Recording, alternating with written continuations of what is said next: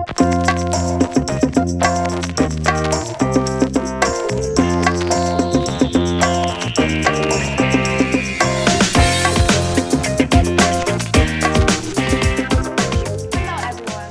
to AEC Today.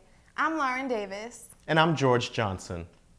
The first Sunday of camp meeting has always been set aside for Pathfinder Day.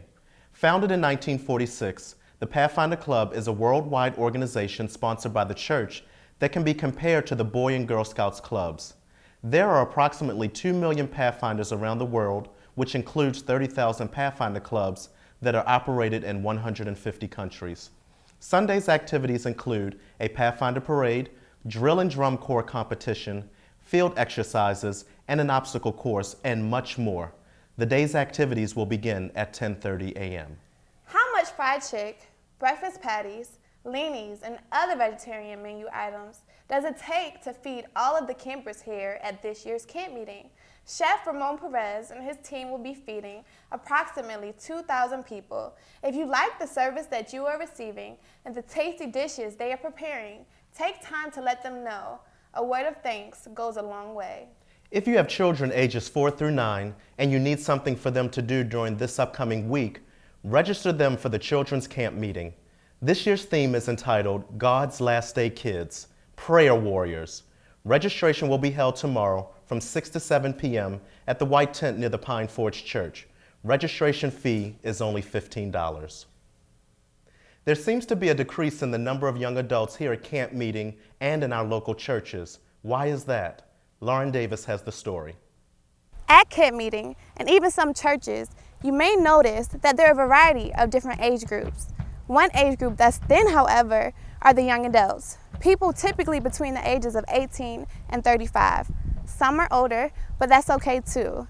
I'm here at the young adult tent to find out where these young people are and what we can do as a church to bring them back in.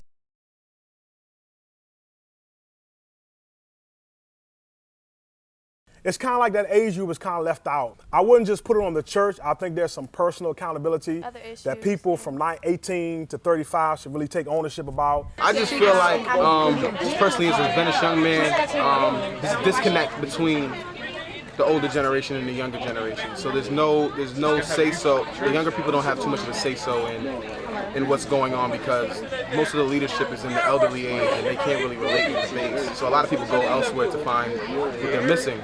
But what they're in need of is there. It's just that we need an interface, probably a youth pastor. I feel like every church should have a youth pastor, like an interface that can connect between the senior pastor and the young people. We are missing in a large degree. The church really caters to younger kids, elementary school kids or adults, but there's that gap for college students. We're doing our own thing. When we're growing up and we have our parents, it's easy to be in church choir, it's easy to be in Pathfinders and be involved and be up front. But when we go off to be on our own, we can make our own decisions. And I believe because of that, our generation is kind of not necessarily out of the church, but we're doing other things. It gets routine, it gets redundant. You don't want to do it, so you gotta stay home and sleep. So you say switch it up? Switch it up. They are at the age of accountability where they really need to say, we need to really chase after God because we're at an age where there's something for us to do. Young adults are looking for something more than just we have, and I would say quote unquote Jesus. The question really with this generation is what can that do for me? And so does Jesus help me with my career? Does Jesus help me with my education? Does he help me with finding a spouse?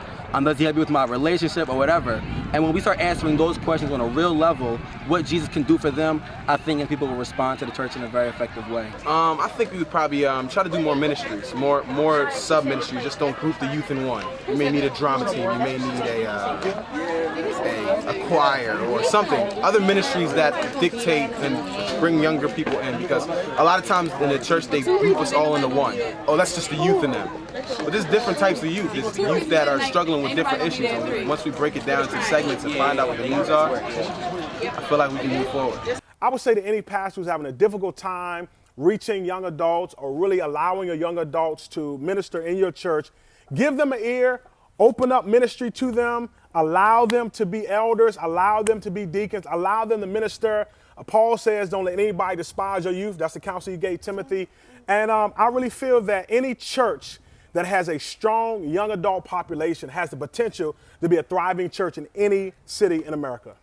Tune in tomorrow for another episode of AEC Today. I'm Lauren Davis. And I'm George Johnson. We'll see you next time. Bye, guys.